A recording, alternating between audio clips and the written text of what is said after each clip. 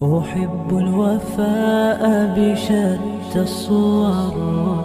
أحب الوفي الأمين الأغر. فأهل الوفاء كلون السحاب وحسن الربيع وماء المطر. أحب الوفاء.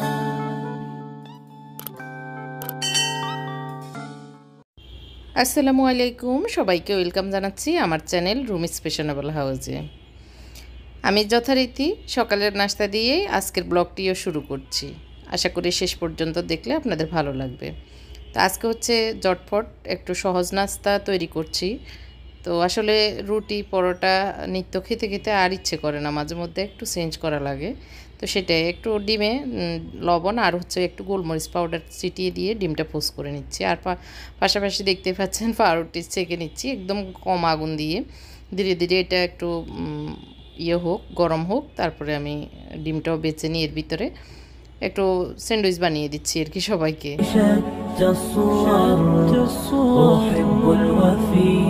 আজকের ব্লগটিতে যা যা আছে পুরো ভিডিওটি দেখলে আপনাদের হয়তো কিছুটা হলেও ভালো লাগবে বা উপকারে আসতে পারে।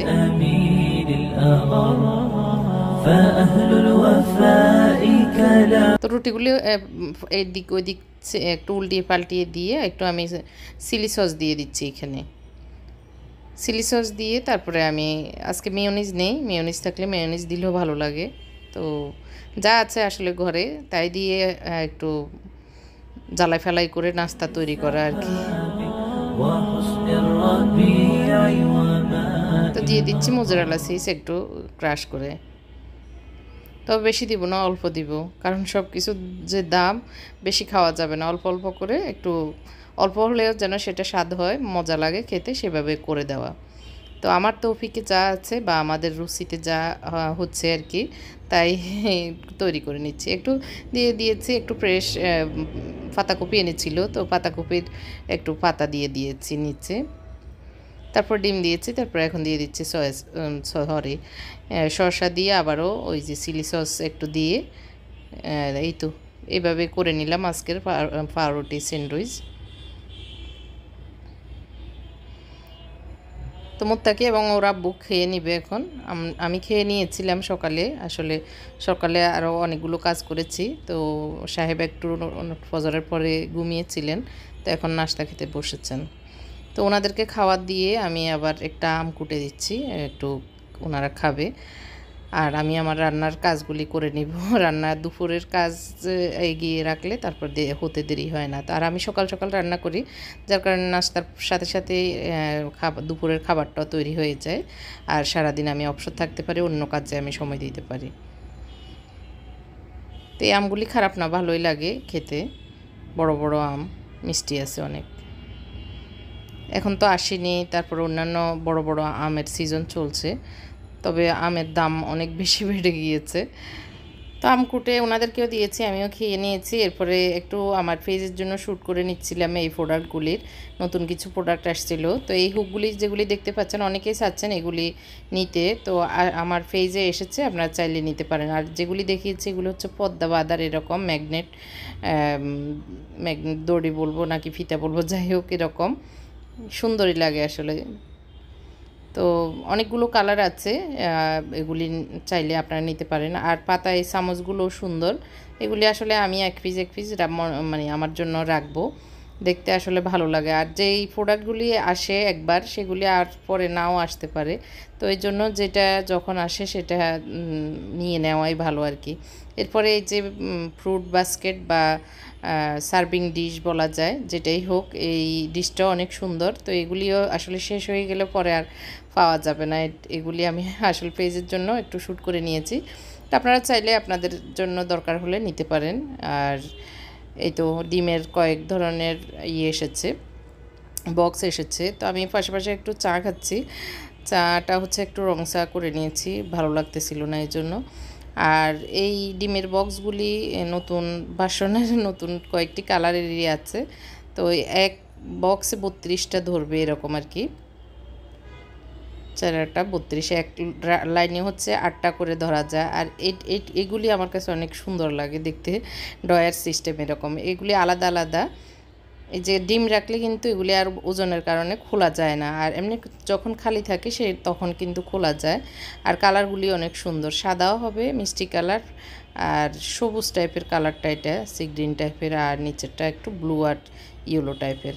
তবে এগুলো আলাদা আলাদা এক পিস করে নেওয়া যায়, আর একটার উপরে একটা কয়েকটা নিলে এরকম একটার উপর একটা রাখা যায় সুন্দর। আর ডিম রাখার পরে বন্ধ না থাকার জন্য, মানে আলো বাতাস ঢোকার জন্য ফাঁক দেওয়া আছে। তো এগুলি ওইভাবে রেখে আমি একটু আমার এই ক্যাবিনেটের, রান্নাঘরের ক্যাবিনেটের এই হুকগুলো লাগিয়ে নিচ্ছি। টুকটাক জিনিসপত্র রাখা যায়, তো এই হুকগুলি কাঠেও দেওয়া যায়, তবে এইভাবে একটু বাতাস সরিয়ে নিতে হয়। আর এগুলি লাগিয়ে 15 ঘন্টা বা 8 ঘন্টা, কমপক্ষে 8 ঘন্টা এভাবে লাগিয়ে রাখার পরে জিনিসগুলো লাগালে ভালো হয়। তবে এখন আমি ভিডিও শ্যুট করছি, এই জন্য আমি কি লাগাবো এটা লাগিয়ে দেখাচ্ছি। তবে এগুলি আমি চামিচগুলো সরিয়ে নিব।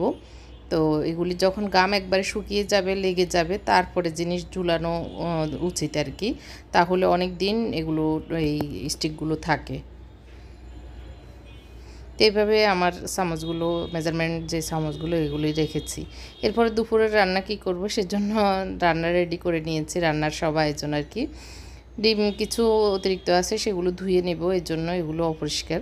আর যেগুলি ডয়ারে রেখেছি ওগুলো ধোয়া। 30টা ডিম এনেছিল, এই জন্য এগুলি আলাদা। আর হচ্ছে এই তো রান্নাঘরে টুকটাক গাছানোর কাজগুলো করে নিচ্ছি পাশাপাশি।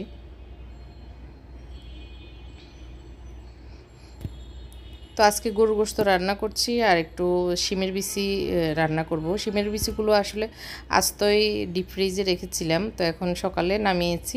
একটু পানিতে ভিজিয়ে রাখার 5 মিনিট পরেই ছিলে নিলে খুব সহজে ঝটপট ছিলা হয়ে যায়, তেমন কষ্ট হয় না। তো আর একটু মুরগির গোশত, বুকের গোশত ছিল, সেটা বের করে নিয়েছি, একটু ছোটো ছোটো করে টুকরো করে নিয়েছি। সেগুলো এখন একটু আদা, রসুন, লেবুর রস, মরিচ আর একটু লবণ দিয়ে এগুলো ম্যারিনেট করে রাখবো বিকেলের নাস্তার জন্য। একটু লবণ মরিচ দিয়ে দিচ্ছি, দিয়ে এগুলোকে ভালো করে মেখে নিব। তো একটু বিকেলের কাজটা এগিয়ে রাখলাম, সকালবেলায় একটু মাথায় রেখে আর কি।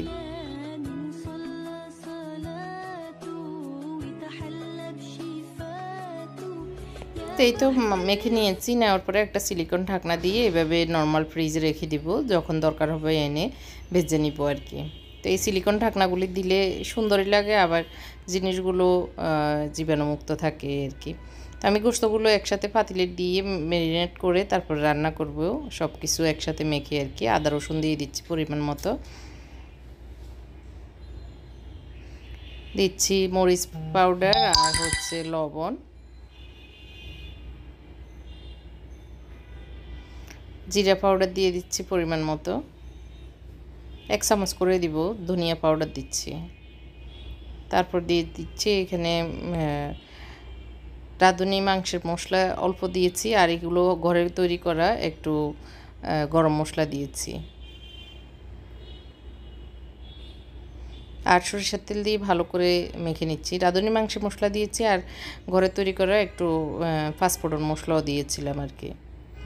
আর এই তো পেঁয়াজ দিয়ে ভালো করে মেখে নিচ্ছি, নিয়ে এগুলো এইভাবে বসিয়ে দিব, তাহলে ঝটফট হয়ে যাবে, বেশি সময় লাগবে না। চুলা ধরিয়ে পাশের চুলায় গোশত হোক, আর এই পাশের চুলায় আমি মাটির পাতিলে একটু শিমের বিচিগুলো রান্না করব। একটু সরিষার তেল দিয়েছি, আর পেঁয়াজ দিয়ে দিচ্ছি পরিমাণ মতো, রসুন, একটু আদা দিয়ে দিব। একটুখানি আদা দিচ্ছি, বেশি দিচ্ছি না, কারণ আদা বেশি দিয়ে দিলে গন্ধ হয়ে যাবে, ভালো লাগবে না। একটু কাঁচামরিচ ভেঙে দিয়েছি, আর পরিমাণ মতো লবণ, একটুখানি মরিচ, একটুখানি হলুদ, আর একটু জিরা পাউডার, একটু ধনিয়া পাউডার দিয়েছি। কারণ এই শিমের বিচিগুলো যতই ডিপ ফ্রিজে রাখি একটু অন্যরকম একটা স্মেল বের হয়, তো জিরা ধনিয়া পাউডার দিয়ে দিলে একটু একদম ফ্রেশের মতো ভালোই লাগে, গ্রান হয়। আর এখন আমি আজকে মাছের ফেটি বা মাছের যে তেল কলিজা ওগুলো দিয়ে রান্না করছি এই ইয়েটা আর কি, শিমের বিচিটা। আর মাছের টুকরা দিচ্ছি না, এইটুকু দিয়েই কিন্তু রান্না হয়ে যাবে, আশা করি টেস্টও হবে। গরুর গোস্তগুলো একটু নেড়ে ছেড়ে দিচ্ছি, দিয়ে একটু ঢাকনাটা দিয়ে দিব। এই তো তেলগুলো সুন্দরভাবে ভাজা হয়ে গিয়েছে। এরপরে এখন আমি দিয়ে দিচ্ছি শিমের বিচিগুলো। আর শিমের বিচি একদমই অল্প, 1 কাপের থেকে একটু বেশি হবে এরকম আর কি। তো এই জন্যই আসলে আর মাছ টাছ দিইনি, মাছও একটু রান্নার জন্য মানে সবজি রান্নার মাছ কম আছে, এর জন্য যখন যাই আছে তাই দিয়ে আমরা সাংসারিক জীবনে মানে যারা গৃহিণী চালিয়ে নেওয়ার চেষ্টা করি, সেরকমই আর কি। একটু মনে হয়েছে হলুদ কম হচ্ছে, এর জন্য আর একটু সামান্য পরিমাণ হলুদ দিয়ে দিয়েছি কালারটা সুন্দর আসার জন্য। একটু ভাজা হোক, আর এর দিকে আমার যেগুলো অবসর হয়েছে সেগুলো একটু ধুয়ে নিই আর ডিমগুলো ধুয়ে নিই। একটার সাথে একটা করে ফেললে সহজে, সময় কম লাগবে, হয়ে যাবে। তো সেই থেকে আর কি।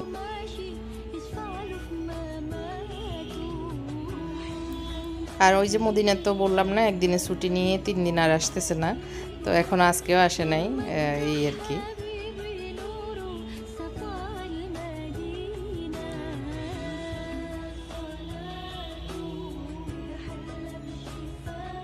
তো ডিমগুলো আমি কিছুক্ষণ আগে ভিজিয়ে রেখেছিলাম, যার কারণে একটু ময়লাগুলো নরম হয়ে আছে। তো একটু জাল বা ইয়ে দিয়ে ঘষা দিলেও উঠে যায়, তবে এখন সুন্দরভাবে এমনিতেই পানির ইয়ের কারণে উঠে গিয়েছে ময়লাগুলো।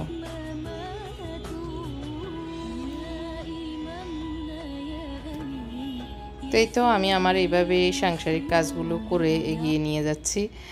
সুস্থ আছি আলহামদুলিল্লাহ। আপনাদের ভাই একটু অসুস্থ, ওনার কোমরে ব্যথা, তারপরে কাশি সর্দি এগুলো নিয়ে একটু দুর্বল হয়ে গিয়েছে। তো খুব ইয়ে দিচ্ছি আর কি, জোর দিচ্ছি একটু পুরো বডি চেক আপের জন্য। একটু খাস করে দোয়া করবেন। এখন দেখি যদি ওনার একটু, আসলে কিছুদিন পর পর চেক আপ করা উচিত, বয়স হচ্ছে, আল্লাহ ভালো জানে আর কি কোনো সমস্যা কিনা। তো দেখা যাক, এই আর কি, দোয়া করবেন, সবার কাছে দোয়া চাই। আর এদিক দিয়ে আমি একটু আধা কাপ পানি দিয়ে দিয়েছি।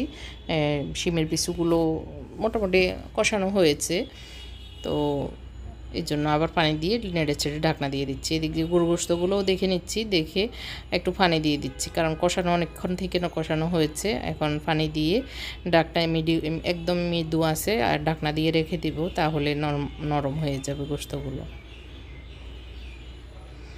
তো পানি জড়ে যাওয়ার পরে পাতিলগুলো রেখে দিচ্ছি। আর এই পাতিলগুলো আমি টুকটাক দোয়া পাটলা বা কুটাকাটির কাজে ইউজ করি বেশিরভাগ। সিলভার ইউজ কম করাই উচিত, স্বাস্থ্যসম্মত নাকি। তো যাই হোক, এই তো টুকটাক গুছিয়ে নিয়েছি। রান্নাটাও হচ্ছে ভাত হয়েছে আগেই, এখন তরকারিগুলো হয়ে গেলেই রান্না শেষ। তো এখনও ফুটে নাই, পানি দিয়েছি যে আগুন কম। আর শিমের বিচিগুলো হচ্ছে, মাছের তেল বেরিয়ে একদম তেল উঠে আছে। গরু গোশত তেল কম দিয়েছি, এর জন্য একটু তেল কম মনে হচ্ছে। তো আম যেটা নরম ছিল সেটা তো কুটে নিয়েছি, আর বাকিগুলো ফ্রিজে রেখে দিচ্ছি, একটু মিষ্টি লাগে। আর গরমের দিনে একটু ঠান্ডা ঠান্ডা আম খেতে ভালোই লাগে। এর ভিতরে আমার সিমের বিচিগুলো হয়ে গিয়েছে, আমি দেখেছি নরম হয়ে গেছে। তো চুলাটা অফ করে দিব। একদম নরম হয়ে গেছে, আর টেস্টটা অনেক দারুণ একটা টেস্ট এসেছে। তো এগুলো হতে থাকুক, আর শিমের বিচি চুলাটা অফ করে দিচ্ছি। আজকে এটুকুই রান্না, আর বেশি কিছু রান্না করছি না।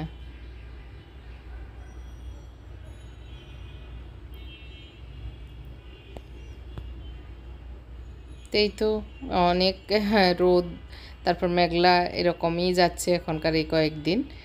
হঠাৎ অনেক অন্ধকার হয়ে যাচ্ছে, আবার হঠাৎ অনেক রোদ। তো সব মিলিয়ে যাই হোক, আমরা আমাদের টুকটাক কাজ করে নিয়েছি। সাহেব আসেনি, আমি একাই ভাত খেতে হবে। তো আমার জন্য একটু ভাত বেড়ে নিচ্ছি। তো আসলে সকালটা অনেক ব্যস্ততা যায়, আমার ডেলিভারির লোকজন, ওদেরকে সব কিছু বুঝিয়ে দিতে হয় ফোনে ফোনে। তারপরে ডেলিভারির যে কাজ, প্যাকিং করা, তারপরে মেমো লেখা, সেগুলো আবার আমাকে দেখতে হয়। তো না হয়তো অনেক সময় ভুল হয়ে যায়, তো এর ভিতরে অনেক সময় নাও দিতে পারি, অন্যান্য আমার আর অন্য কাজ আছে সেই কারণে। তো যার কারণে আসলে সকালটা অনেক ব্যস্ততায় যায়, যাওয়ার আল্লাহর দিন আল্লাহ ভালোভাবেই নিচ্ছে। তারপরে আলহামদুলিল্লাহ। তো এই তো ভাতগুলো খেয়ে নিই, আমার জন্য বেড়ে নিচ্ছি, কারণ কেউ নেই এখন বাসায়।